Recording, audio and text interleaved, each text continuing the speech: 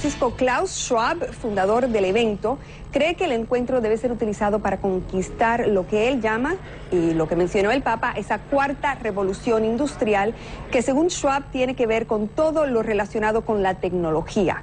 Davos reúne a políticos y empresarios para buscar soluciones a problemas compartidos todos los años en esta época. Y aquí viene la pregunta para que ustedes participen del programa haciendo uso de las redes sociales. Recuerden que estamos también en @MercedesCNN por Twitter e Instagram.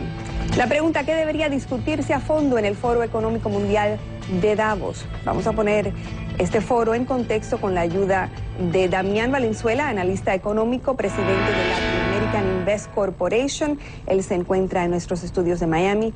El economista Eugenio de Medina Lora, del Departamento de Economía de la Pontificia Universidad Católica del Perú, se enlaza con nosotros vía Skype desde Lima, en ese país. Bienvenidos sean ambos.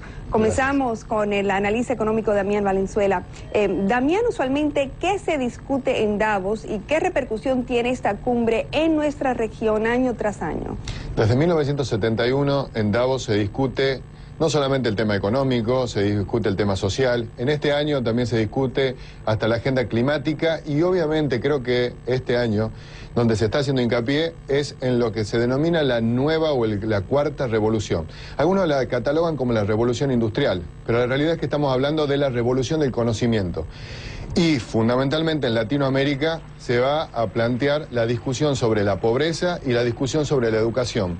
Porque si hay algo en la agenda de todos los presidentes de Latinoamérica en donde no se aprovechó en esta época de economía fuerte, donde no se aprovechó fue en hacer hincapié en el tema educativo y en el control de la pobreza, que son los puntos de inflexión para que los latinoamericanos podamos participar en esta revolución del conocimiento en donde el mundo globalizado está democratizando la información.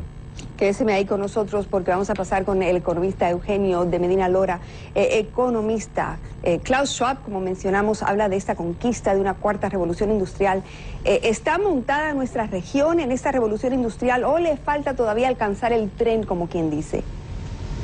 ¿Cómo estás? Mira, la verdad es que esta cuarta revolución industrial me parece que es algo más para los países desarrollados que para otros, que tenemos otras agendas en nuestro devenir, ¿verdad? Nosotros todavía tenemos que luchar contra la pobreza, mejorar los sistemas educativos.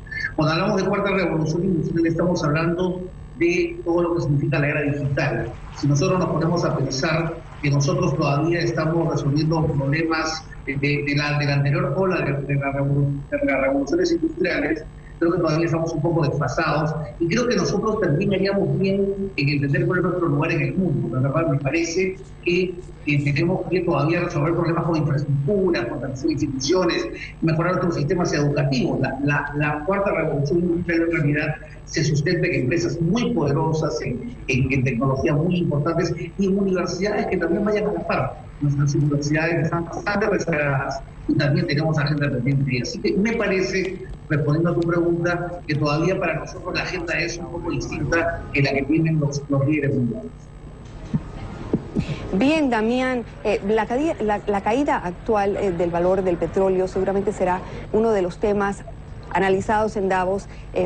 Ayer estuvimos hablando de que ha bajado a $27 el barril el petróleo. ¿De qué manera está golpeando nuestra región? ¿Qué se puede hacer en un foro como el de Davos para aminorar los peores efectos este bajón que estamos viendo en el valor del petróleo a nivel mundial? Mercedes, como yo te lo estaba diciendo, la realidad económica internacional, lo que se presenta desde el 2016 hasta el 2019 es lo que está marcando la agenda política de Latinoamérica y la agenda económica de Latinoamérica. Y vos lo decís muy bien, porque con un precio del petróleo en estos volúmenes, con un precio de la soja en el caso de aquellos países que dependen de las commodities agrícolas, no se puede invertir en educación, no se puede invertir en solventar o solucionar el problema de la pobreza.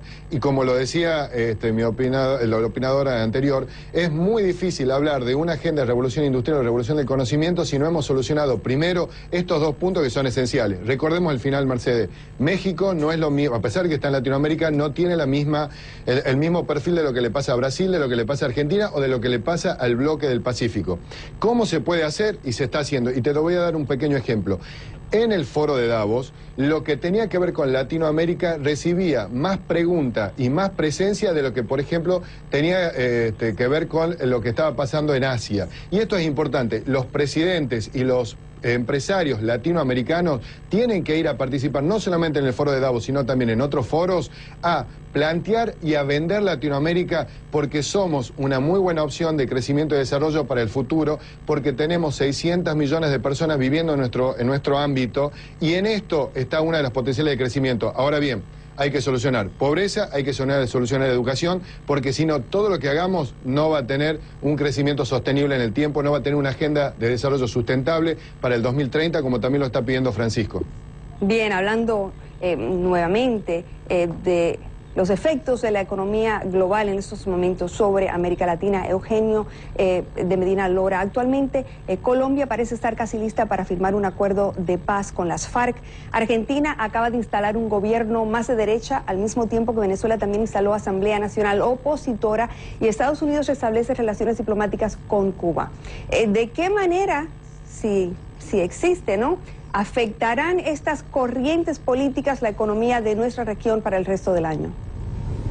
Bueno, la agenda latinoamericana en Davos es una agenda, como dije en este momento, diferente de la agenda de los países desarrollados.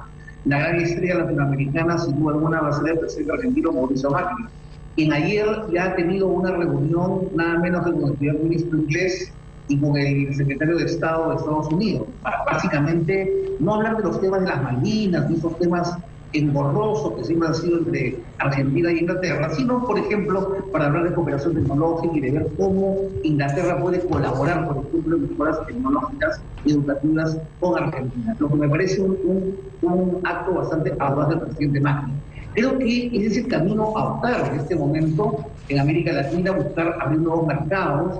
Mi país, Perú, había muchos tratados de libre comercio, y a pesar que estamos golpeados, como dijo mi colega de Miami, por el precio de los commodities, que en nuestro caso va por el lado de los minerales, más que por el lado agrícola, pues sin embargo hay un modelo económico que sustenta una tranquilidad, una estabilidad por las acumulaciones fiscales y de reservas internacionales que tenemos. Lo importante, creo yo, es que nosotros tomemos como lección que América Latina tiene todavía una agenda pendiente de competitividad. No olvidemos que el foro de Davos es también el foro del World Economic Forum, del Foro Económico Mundial propiamente, que es el que habla de los 12 pilares de la competitividad.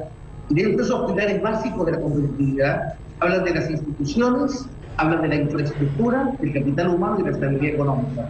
Bueno, si nosotros no trabajamos el tema de instituciones, esta agenda propia de cada país, el tema de infraestructuras, por ejemplo, con asociaciones público-privadas o inversión extranjera, y no mejoramos el capital humano en términos de educación y salud, la verdad es que poco podemos hacer por engancharnos al gran tren de la competitividad mundial. Exacto. Entonces, en ese sentido, tenemos una agenda por nuestra parte. No creo que Davos tenga que incluir más allá o menos de lo que...